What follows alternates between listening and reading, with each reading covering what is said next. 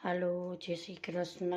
મારી ચેનલમાં આપણું હાર્દિક સ્વાગત છે. આજે આપણે બનાવીશું રવાની ઇડલી.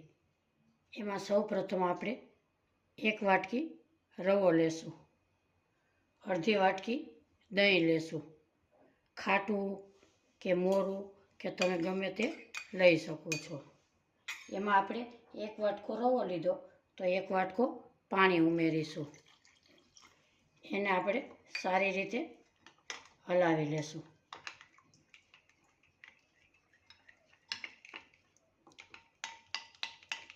આપણું મિશ્રણ એકદમ સરસ હલાવી લીધું છે. એને આપણે 10 મિનિટ ઢાંકીને રેસ્ટ આપીશું.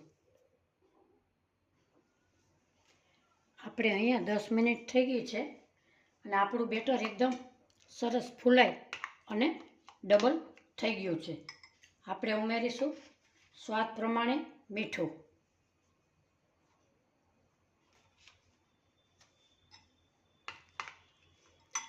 ફણસી,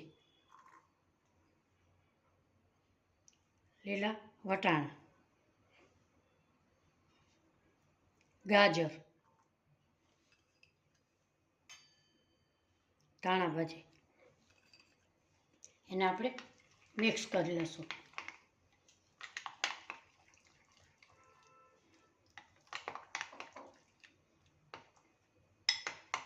એને સોફ્ટ કરવા માટે આપણે અડધી ચમચી મીઠા સોડા ઉમેરીશું.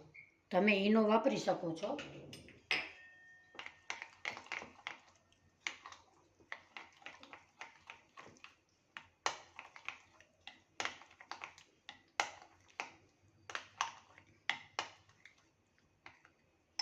આપણું બેટર તૈયાર છે. હવે આપણે ગેસ ઉપર એક ઢોકરિયું મૂકેલું છે. એને તમારે ગરમ થાય એકદમ ત્યારે જ ઇડલી મૂકવાની છે.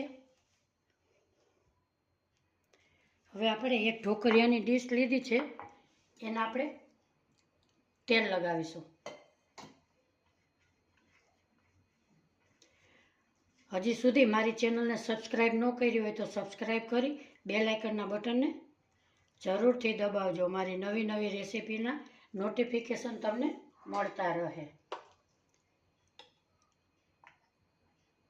આપણે આવી રીતે ભરીશું.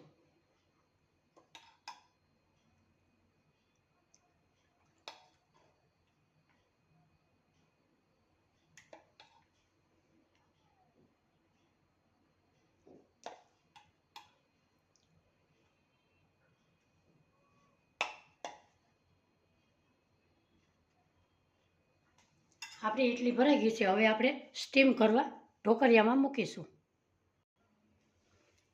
અહીંયા આપણું પાણી ઉકળી ગયું છે. આપણે હવે સ્ટીમ કરવા મૂકીશું.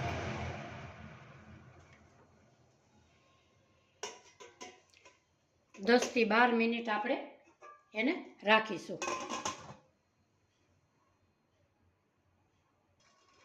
આપણી ઇડલીને 10 થી 12 મિનિટ થઈ ગઈ છે. તો આપણે હવે ચેક કરી લઈએ. વાવ, સરસ આપણી ઇડલી ફૂલી ફૂલી બની છે.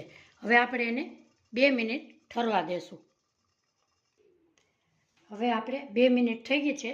આપણી ઇડલીને આપણે આવી રીતે કાઢીશું.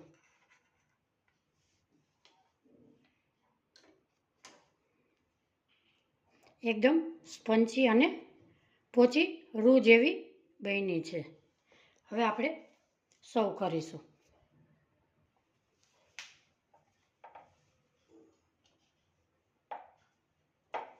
આજની મારી રેસીપી તમને ગમી હોય તો કોમેન્ટ બોક્સમાં જરૂરથી જણાવજો. કયા શહેરથી જુઓ છો એ પણ જણાવજો. એ જોઈને મને ખૂબ જ આનંદ થશે.